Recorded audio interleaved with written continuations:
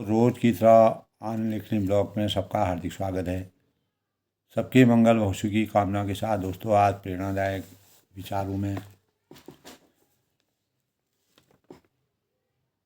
मानव जीवन इस संसार में दोस्तों मानव जब से सृष्टि का सृजन हुआ अनेक प्रकार के देवी देवताओं का प्रसंग हम अपने जीवन में वेदों के साथ वेद उपनिषद शास्त्र और अनेक प्रकार के ग्रंथों गीता रामायण भागवत और महाभारत अनेक प्रकार के इस प्रकार के पवित्र ग्रंथों का निर्माण मानव जीवन के साथ साथ हुआ। जैसे जैसे सृष्टि का निर्माण हुआ सृष्टि आगे को बढ़ती रही उसी प्रकार मानव ने भी अपना आधिपत्य संसार में बढ़ाने का प्रयास किया और निरंतर भगवान ने मानव प्राणियों को जन्म दे करके इस सृष्टि की संरचना को मर्यादित ढंग से सुसज्जित करने के लिए अनेक प्रकार के देवी देवताओं का अवतरण करके सृष्टि को कैसे सही स्वरूप दिया जाए और सृष्टि को कैसे एक सांचे में ढाल करके सबको अपने अपने कर्तव्यों के निर्वहन के एक छोटे से जीव से लेकर के मनुष्य तक मनुष्य सबका अधिष्ठाता है, सबका मानकीकरण करने वाला है, सबके जीवन को सुसंगठित करने वाला और स्वयं के कर्तव्यों का निर्वहन करते हुए प्रत्येक प्राणी मात्र के साथ सभी प्रकार की कर्तव्यों का निर्वहन करने की अगर क्षमता परमात्मा द्वारा विद्यमान है तो वह मानव में। तो जैसे जैसे सृष्टि आगे बढ़ती गई उसी प्रकार मानव का विकास हुआ और मानव विकसित होते होते आज जिस श्रेणी पर जिस जगह पर जिस शीर्ष पर मनुष्य पहुंचा हुआ है, जब सृष्टि की शुरुआत का हम अध्ययन करते हैं तो आज के परिवेश से उसका तुलनात्मक अध्ययन करते हैं तो हमें अपार ज्ञान का संचार होता है। मानव के विकास मानव की बुद्धि परमात्मा द्वारा प्रदत्त ज्ञान और जो हमारे वेद हैं धर्म हैं उपनिषद हैं ग्रंथ हैं उनके द्वारा हमको किस प्रकार से ज्ञान की प्राप्ति हुई, उन्हीं के माध्यम से विज्ञान की उत्पत्ति हुई। तो जब सांसारिक जीवन में दोस्तों ज्ञान के बिना हम महान नहीं बन सकते हैं और ज्ञान के बिना हम कोई भी पुण्य कार्य नहीं कर सकते हैं, महान कार्य नहीं कर सकते जो लोक कल्याणकारी हो और मानव कल्याणकारी हो और अनेक प्रकार के विकास परिवर्तन और अनेक प्रकार की जो देवी आपदाएं होती हैं उनसे बचने के लिए किस प्रकार से नियम निर्धारित किए जाएं, कैसे हमें सृष्टि की संरचना को हमेशा विद्यमान रखने के लिए अपने भावों का संचार करना चाहिए। तो ये महान आत्माओं ने जब इस संसार में विलक्षण प्रतिभा मनीषी यानी सुधीजनों का प्रवेश इस संसार में हुआ तो धीरे धीरे मानव ने उन्नति करके महानता की प्राप्ति करते करते और अच्छे और बुरे भावों का समीचीन अध्ययन करते हुए मानव के लिए प्रेरणा के स्रोत के रूप में अनेक प्रकार के शुभ भावों का संचार किया, जिससे आज हम प्रगति के पथ पर लगातार विकास की चरम सीमा पर मानव पहुंच चुका है। तो महात्मा, जो महान आत्माएं होती हैं, महात्मा का मतलब होता है महान आत्मा। तो महात्मा ही किस परमात्मा द्वारा सृष्टि का जब निर्माण किया तो उसमें किस प्रकार के महात्माओं ने जन्म लिया, उन्हें महात्मा किसे कहते हैं? जिन्होंने अपने जीवन को निष्काम, निस्वार्थ, निजी स्वार्थों से हटके कार्यों को संपादित करते हैं, मानव जीवन के लिए कल्याणकारी कार्य किए, वही महान आत्माएं इस सृष्टि में विराजमान हुई, धरती में आई।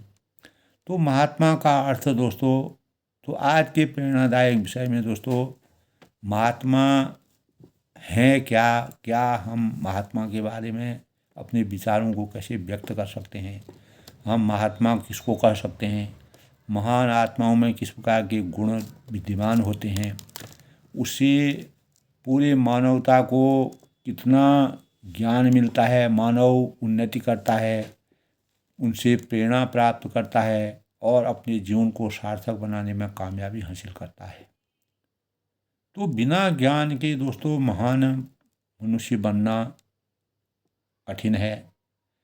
तो हमें महात्माओं के सानिध्य में जा कर के और महात्माओं की प्रेरणाओं की समझदारी प्राप्त करके, उनका ज्ञान प्राप्त करके, उनकी जीवनी का अध्ययन करके, महान आत्माओं के से आज भी हम सृष्टि में, जो आज के परिवेश में सृष्टि विराजमान है, उस सृष्टि को आगे बढ़ाने में कामयाबी हासिल कर सकते हैं। तो महात्मा का अर्थ है कि दोस्तों महान आत्मा वाला हमारी जो संस्कृति है, हमारे जो संस्कार हैं, जो हमारे देश की नीति है, नियम है, कार्य प्रणाली है, और यह एक सम्मान सूचक शब्द के रूप में अच्छी आचार संहिता और संस्कारों से सुसज्जित व्यक्ति के लिए प्रयोग किया जाने वाला शब्द है, जो महात्मा कहलाता है। तो वही पुरुष दोस्तों इस संसार में, इस धरती में धन्यवाद का पात्र होता है। मर्यादा पुरुषोत्तम भगवान रामचंद्र जी दशरथ जी के वहाँ जन्म लेके पुरुषोत्तम कहलाइए, पुरुषों के उत्तम है, सभी पुरुषों में उत्तम जो होते हैं उसको पुरुषोत्तम कहलाते हैं। इसी प्रकार भगवान श्री कृष्ण ने त्रेता में जन्म लेकर के अनेक प्रकार की लीलाओं के परिणाम स्वरूप यदा यदा हि धर्मस्य ग्लानिर्भवति भारत अभ्युत्थानम् अधर्मस्य तदात्मानं सृजाम्यहम्। तो अनेक प्रकार के अत्याचारों से इस सृष्टि को हमेशा के लिए आगे को सृष्टि को सजो कर रखने का जो अवतरण लिया, वही महान आत्मा है। तो हमारे जीवन में दोस्तों जिसका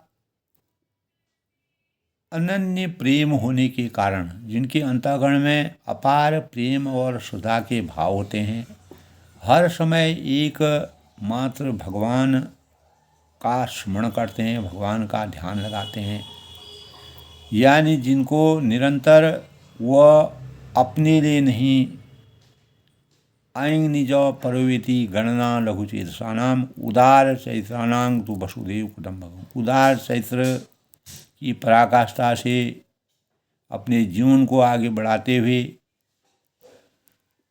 यानी जीवन मुक्ति के से भी कोई प्रयोजन उनका नहीं रह जाता है।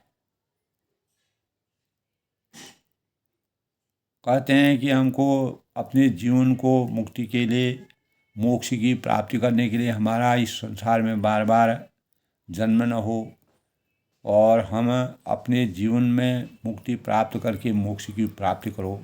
तो महान आत्माओं में ये भी आकांक्षा नहीं होती है। तो महानता यानी उनके अंतःकरण में जीवन मुक्ति से भी कोई लेना देना नहीं होता है, कोई अभिप्राय उनका नहीं होता है, और वह हमेशा दर्शन करने योग्य होते हैं। जिस प्रकार हम भगवान परमात्मा का मूर्ति रूप में, आज के स्वरूप में हम भगवानों को जहाँ भी मानते हैं केवल मूर्ति रूप में भगवान को देखते हैं। साक्षात रूप में भगवान कलयुग में देखना बड़ा कठिन है दोस्तों। तो महात्मा वही भगवान के अवतारी हैं जो इस सृष्टि में आज के युग में देश हित, समाज हित, मानव हित, प्राणी हित और निजी हित को छोड़ करके, निजी हित को मात्र लेश मात्र रखते हुए जन कल्याण, लोक कल्याण, लोक भावनाओं की उन्नति के लिए सोच रखते हैं, वही महान आत्मा के धनी पुरुष माने जाते हैं। हमारे देश में दोस्तों महात्मा गांधी जो राष्ट्रपिता के रूप में अवतरित हुए, उनको महात्मा की उपाधि दी गई। महात्मा गांधी, इसके प्रमाण हमको मिलते हैं। और चाहे आज जो कुछ भी लोग कहें, तो आत्मा की शुद्धि या महान कार्यों को करने के परिणाम स्वरूप उनको महात्मा उस परिवेश में देश काल परिस्थिति के अनुसार उन्होंने जो कार्य किए, उनके हृदय में आज जो स्वच्छता के प्रति लोगों का ध्यान है और नवोन्मेष परिवेश में मानव कल्याण के लिए और अनेक प्रकार के इस प्रकार से मानव प्रगति के लिए और नवीन खोजों के लिए, तो विकसित भारत की जो परंपरा उनके अंतःकरण में थी, तो जब हम उनकी जीवन शैलियों को पढ़ते हैं तो हमें अनेक प्रकार के भावों का संचार होता है। तो महात्मा गांधी इसके प्रमाण प्रत्येक मानव के लिए हैं। महात्मा महाकाव्यों में विद्वानों की पराकाष्ठा में बड़े शुभ लक्षण होते हैं। और ऋग्वेद में दोस्तों सभी मनुष्य को पृथ्वी पर जितने भी मनुष्य इस संसार में विचरण करते हैं और महान कार्यों को करने के बाद जगत का हमेशा जगत अंतःकरण में परोपकाराय संता विभूतय की बातें हमेशा विद्यमान रहती हैं। तो परोपकाराय संता विभूतय, दूसरों की भलाई के लिए संसार में कार्य करते हैं और उनको परोपकार की कामना हमेशा उनके अंतःकरण में विराजमान रहती है। मन, वचन और कर्म से वो अपने अंतर्मन को आत्मसात करते हैं और हमेशा इसीलिए वह महात्मा कहलाते हैं। उनका नियम संयम, उत्तम शौच है, उत्तम कर्म है और उत्तम संयम है, उत्तम तप है, उत्तम त्याग है, उत्तम अभिंचन है। सभी धर्मों के परम पिता शिव को इसलिए कहा गया है कि सत्यं शिवम सुंदरम। तो शिव का स्वरूप जो है सभी धर्मों के परम पिता माने गए हैं।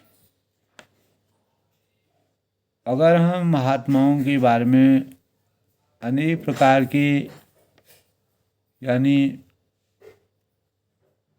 मनुष्य और बालक और मनुष्य के शरीर और मस्तिष्क और आत्मा में जिस प्रकार के भावों को हम जानते हैं, तो उनके अंतर्मन में कोई न कोई विलक्षण प्रतिभा विद्यमान रहती है। सर्वोत्तम मनुष्य का चतुर्मुखी विकास करना महात्माओं का अभीष्ट योगदान होता है। तो संत की उपाधि उसे ही दी जाती है दोस्तों जिसका आचरण सत्य होता है, यानी सत्यमेव जयते, जिनके अंतःकरण में हमेशा विराजमान रहता है। तो महात्मा शब्द महान आत्मा, यानी सबकी आत्मा, जिसका सबकी आत्मा ही जिसकी आत्मा है, इस सिद्धांत से महात्मा शब्द की उत्पत्ति हुई। दोस्तों, प्रायः हम एक परमेश्वर के लिए ही, यानी परमेश्वर के लिए ही शोभा देता है, क्योंकि सबके आत्मा होने के कारण वे ही महात्मा है। श्री भगवद गीता में दोस्तों भगवान स्वयं कहते हैं कि अहम आत्मा गुडाकेश सर्व भूताशय स्थित। अर्जुन से भगवान श्री कृष्ण कहते हैं कि हे अर्जुन, मैं सब भूत प्राणियों के हृदय में स्थित सब आत्मा, यानी परमात्मा का निवास सभी मानवों के आत्मा में निहित है। उस भगवान परमेश्वर को हमको अवतरित करना, अपने हृदय में अवतरित करने के भावों का संचार करना है। कैसे हम उन भगवानों को अपने अंतःकरण से बाहर लाने का प्रयास करें, अपने अंतस को कैसे जगाएं। परंतु जो पुरुष भगवान को तत्व से जानते हैं, तत्व ज्ञान होता है, तत्व ज्ञान से जानते हैं, अर्थात भगवान को प्राप्त, जो उनके तत्व ज्ञान से प्राप्त हो जाता है, वही महात्मा है।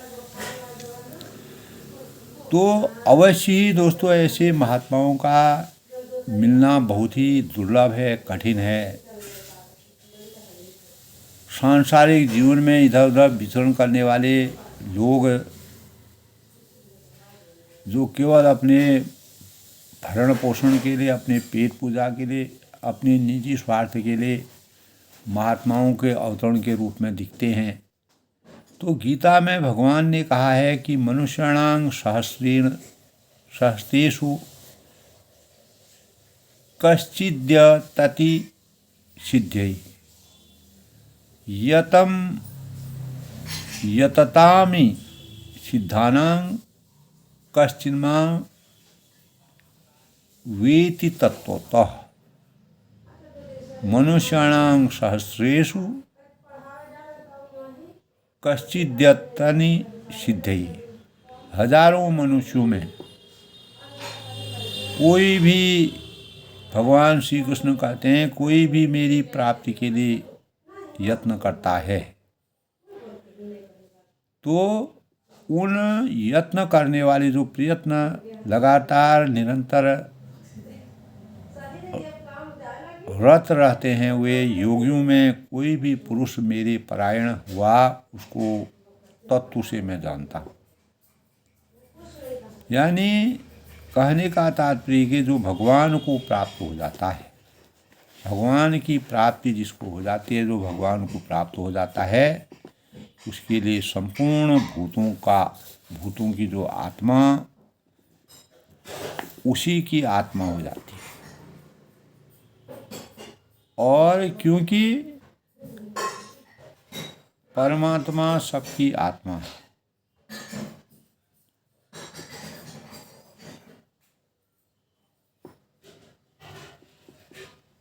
और वह भक्त परमात्मा में स्थित है।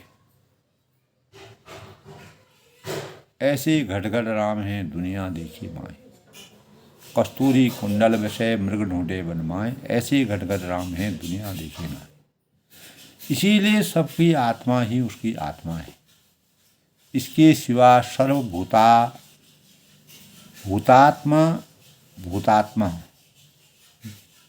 गीता में दोस्तों कहा गया है कि यह उसी के लिए आया है वह पुरुष संपूर्ण भूत प्राणियों से अपने आत्मा में और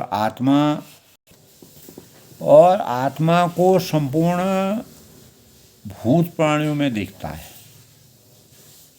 उसके ज्ञान में, उसके विचारों में, उसकी बुद्धि में संपूर्ण भूत प्राणियों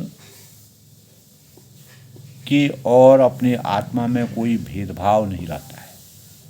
किसी प्रकार का निर्विरोध रहते हैं, भेदहीन रहते हैं। वस्तु इसलिए कहा है वस्तु सर्वाणि भूतान्यात्म मन्यते या नुपश्यति सर्वभूतेषु च आत्मानं सर्वभूतेषु च आत्मानं ततो न बिजुग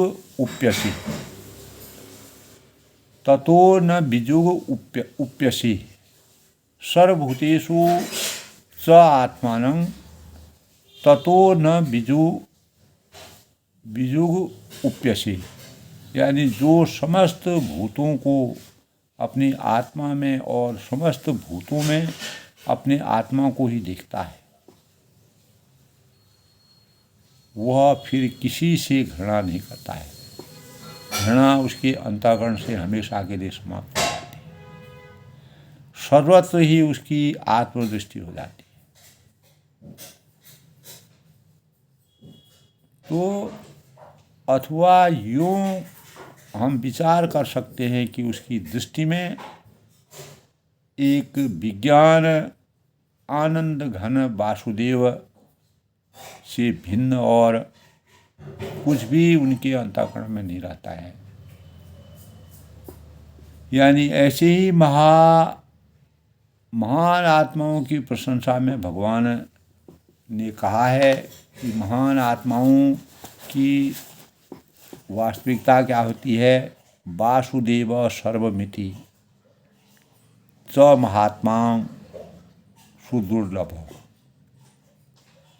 वासुदेव सर्वमिति च महात्मानां सुदुर्लभ, यानी सब कुछ वासुदेव ही है और इस प्रकार जानने वाला महात्मा अत्यंत दुर्लभ है। वह इस संसार में मिलना बड़ा कठिन है। सबसे बड़े खेद की बात, दुख की बात यह है कि दोस्तों आज के परिप्रेक्ष्य में, आज के परिवेश में लोग स्वार्थवश किसी साधारण से साधारण मनुष्य को महात्मा कहने लगते हैं। महात्मा या भगवान शब्द का प्रयोग वस्तुतः बहुत सोच समझकर किया जाना चाहिए, क्योंकि वास्तव में महात्मा तो वही है जिनमें महात्माओं के लक्षण और आचरण विद्यमान। तो ऐसे महात्मा का अगर हम सूक्ष्म रूप से विचार करते हैं, मिलना बहुत दुर्लभ है, कठिन है। अनेक साधना से के और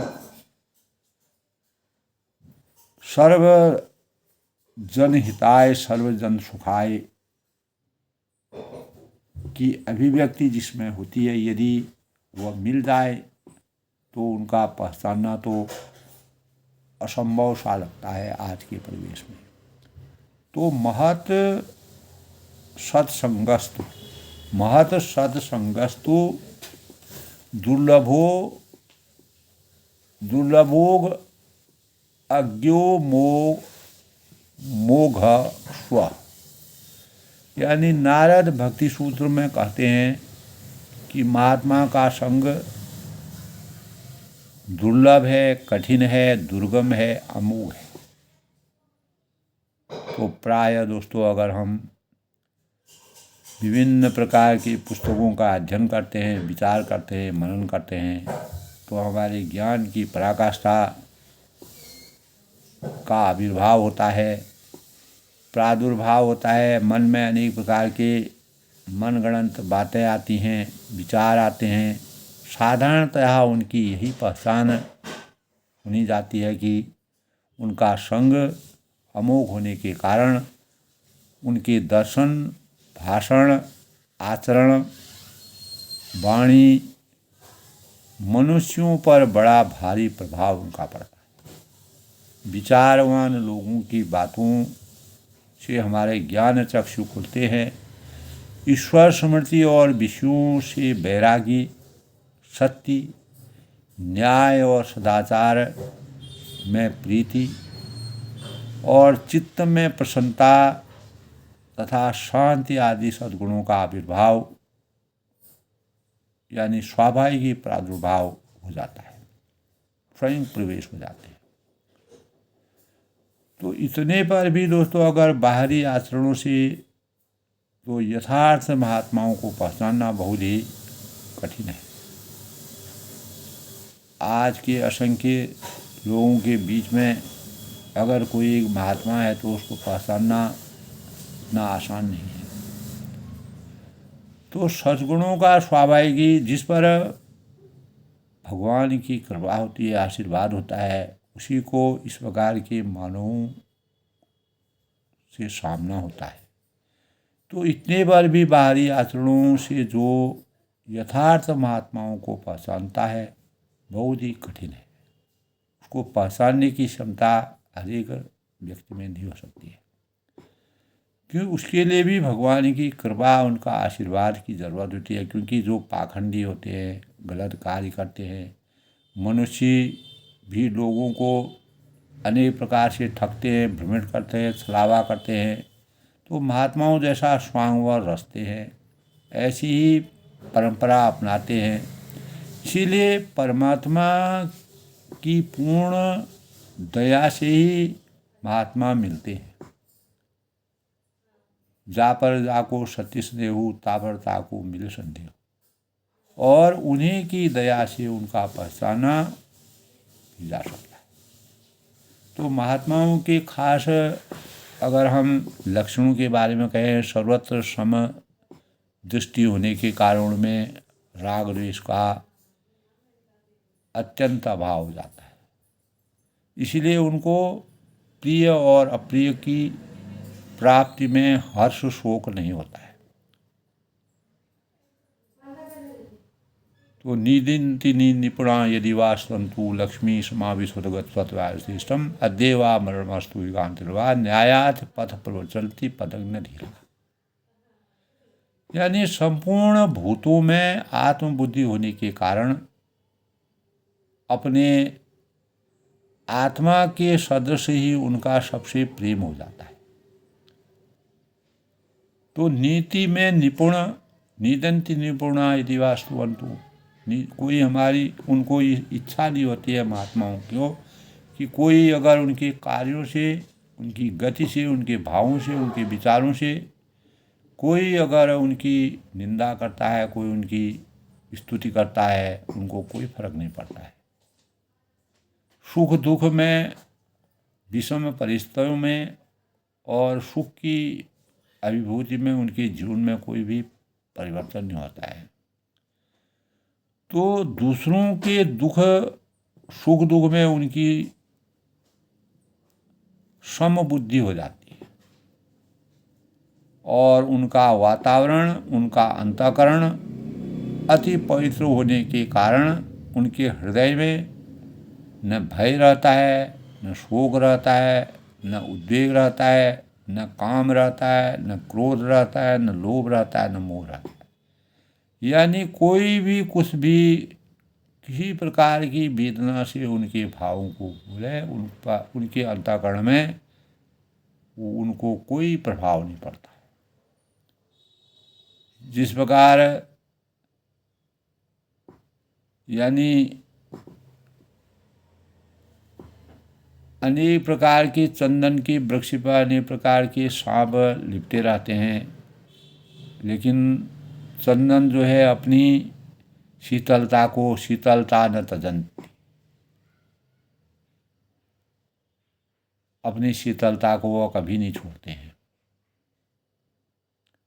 तो उनका अंतःकरण अति पवित्र होने के कारण उनके हृदय में न शोक रहता है, न भय रहता है, न दोष रहता है, न कुछ रहता है। यदि दोनों का अत्यंत अभाव हो जाता है, इन चीज़ों का अगर अभाव हो जाता है, दोषों का अगर अभाव हो जाता है, तो देह में अहंकार का अभाव हो जाने से, यानी मान और बड़ाई और प्रतिष्ठा इच्छा की हो तो उनमें गंध मात्र भी नहीं रहती। तो दोस्तों, अगर हम अपने जीवन को शांति, सरलता, समता, सहृदयता, शीतलता, संतोष, उदारता और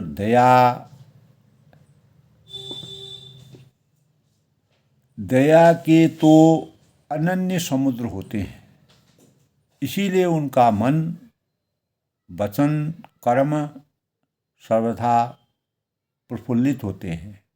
हर परिस्थिति में, हर दशा में, हर वेदना में, हर संवेदना में प्रेम और आनंद में वो मग्न रहते हैं और सर्वथा शांतमय जीवन का रहता है।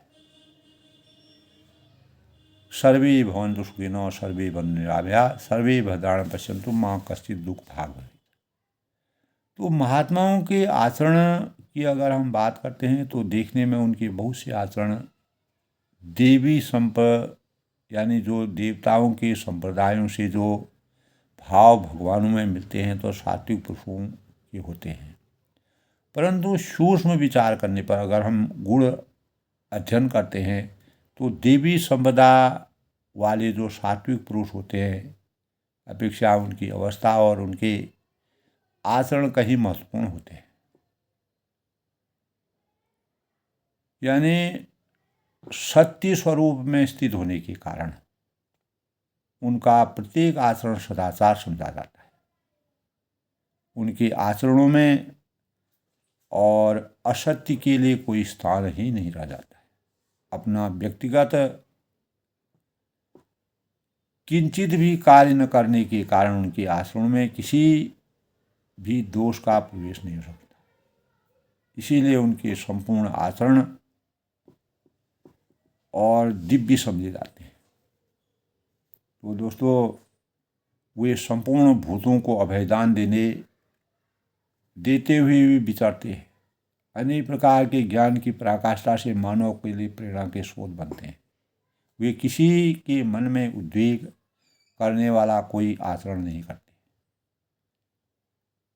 यानी उनसे किसी को दुख की अभिव्यक्ति नहीं होती है। जिस प्रकार राम जो हैं वह त्याग के अवतारी हैं। वह सुख, राम का मतलब सुख नहीं है, राम का मतलब त्याग है। तो घन को संपूर्ण भूतों के हित में लगाए रखना, इस सांसारिक जीवन को, मानव चेतना को सबके सुखों की अनुभूति से सजाए रखना, उनके द्वारा किसी प्रकार के झूठ, कपट, व्यभिचार, चोरी आदि दुराचार तो हो ही नहीं सकते हैं। तो उनके अंतरात्मा कभी उन भावों के लिए कभी उत्प्रेरित ही नहीं होगी। उनकी इंद्रियों में इतनी सशक्तता होती है। तो यज्ञ है, दान है, तप है, सेवा है, जो बाहरी आडंबर न रह करके उत्तम कर्म उनके अंतर्भाव से उनके अंतर्मन में विराजमान होते हैं।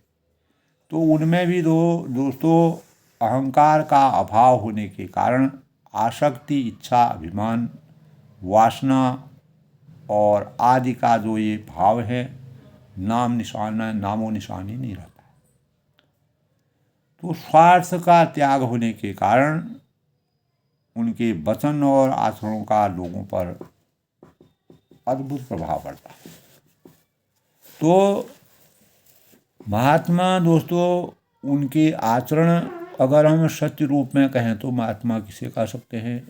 उनके आचरण लोगों के लिए और जन भावना के लिए, मानव कल्याण के लिए अत्यंत ही हितकर और प्रिय होने से लोग सहज ही उनका अनुकरण करते हैं। गीता में भगवान ने एक जगह यह भी कहा है कि दोस्तों कि यद्यदा आचरति, यद्यदा आचरति श्रेष्ठ तत्वदेवतरो जनः सह यत् प्रमाणं कुरुते लोकस्तदनुवर्तते। यानी श्रेष्ठ पुरुष जो आचरण करते हैं और दूसरे लोग भी उसी के अनुसार उसका अनुकरण करते हैं, तो जो वे कुछ प्रमाण कर देते हैं लोग भी उसी के अनुसार बनते हैं। तो उनका प्रत्येक आचरण सत्य, न्याय और ज्ञान से पूर्ण होता है, परिपूर्ण होता है। किसी समय उनका कोई आचरण यानी बाह्य दृष्टि से भ्रमवश लोगों को अहितकर या क्रोध युक्त मालूम ही नहीं होता है। किसी भाव से भी वह इस वेदना में नहीं दिखते, किंतु विचारपूर्वक अगर हम तत्व दृष्टि से देखते हैं तो इन आचरणों में दया और प्रेम ही भरा हुआ हमको मिलता है। तो परिणामतः दोस्तों उनमें लोगों का परम हित समाहित होता है। उनमें अहंता ममता का अभाव होने के कारण उनका बर्ताव सबके साथ पक्षपात ममता यानी पक्षपात रहित, प्रेममय और शुद्ध और पवित्र होता है। प्रिय और अप्रिय में उनकी समदृष्टि होती है।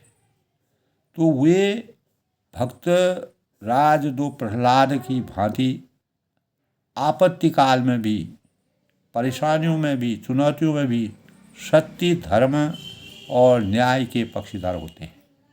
कोई भी स्वार्थ या भय उन्हें सत्य से परे नहीं कर सकता है। तो दोस्तों आज के प्रेरणादायक विचारों में अपनी वाणी को विराम देते हुए मैं महात्मा, आज के प्रेरणादायक विषय में महात्मा किसे कहते हैं इसके बारे में अनेक भाव हैं, विचार हैं। गीता में अनेक प्रकार की भावों से जो महात्माओं के बारे में कहा गया है, इस प्रकार की प्रेरणा से अगर हम ऐसे विचारों से अपने अंतर्मन को शांत जीवन का यापन करने में कामयाबी हासिल कर सकते हैं। और जो हमारे आज के परिवेश में जो आपाधापी है, अशांति की वातावरण है, भौतिक सुख संपदा है, आवश्यकताएँ अनंत हैं, तो उनमें हमें विराम लगाते हुए सर्वे भवन्तु सुखिनः सर्वे भवन्तु निरामयाः सर्वे भद्राणि पश्यन्तु मा कश्चित् दुर्भाग् भवेत्।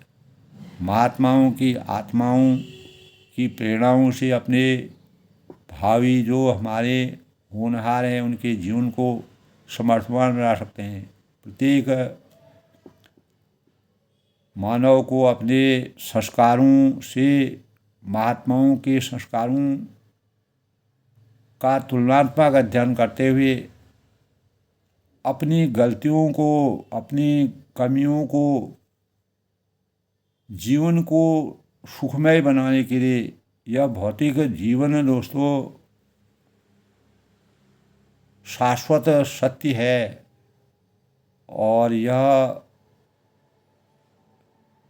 अनेक प्रकार के कर्तव्यों से भरा हुआ यह जीवन, अगर हम अनेक प्रकार के भौतिक सुखों की आसक्ति में पड़े रहेंगे तो हमें सुख की अनुभूति कभी नहीं हो सकती है। यही महात्माओं के आचरण से हमको प्रेरणा मिलती है। मैं सबके मंगल भविष्य की कामना के साथ सुंदर आचरण और महात्माओं के आचरण से हमें किस प्रकार की सीख मिल सकती है उसके